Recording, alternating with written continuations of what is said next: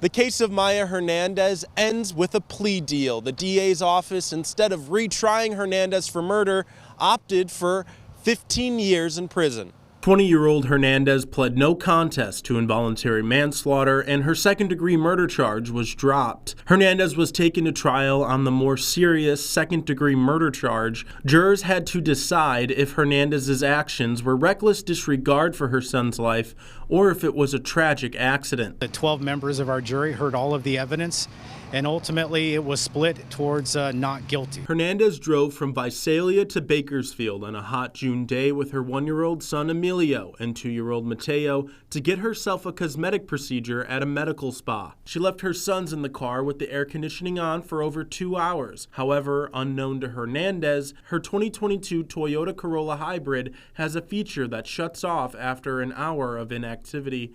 Emilio died, and Hernandez was charged with murder. The subsequent trial ultimately led to a hung jury. Eric Smith, the prosecutor on this case, said he had to take all of the evidence and mistrial into account when deciding whether to try Hernandez on murder again. Ultimately, we wanted to retry her on murder. I mean, that's what we charged initially. That's what we believe she ultimately is culpable of. But we also had to take into account other factors. Instead of retrying Hernandez, Smith dropped the second-degree murder charge. Hernandez will have 2 strikes on her record and a 15-year prison sentence. Instead of 15 to life, a second-degree murder conviction would have got her. But Alexia Torres Stallings, a criminal defense attorney who has followed this trial closely, says Hernandez will most likely not serve the entire 15 years. In this particular case, it is a determinate sentence. She will not serve more than around 85% of that particular sentence. Michaela Kirkland, Hernandez's sister, cried as she reminisced about Emilio and Mateo. It was a stupid, selfish mistake, I'll say, but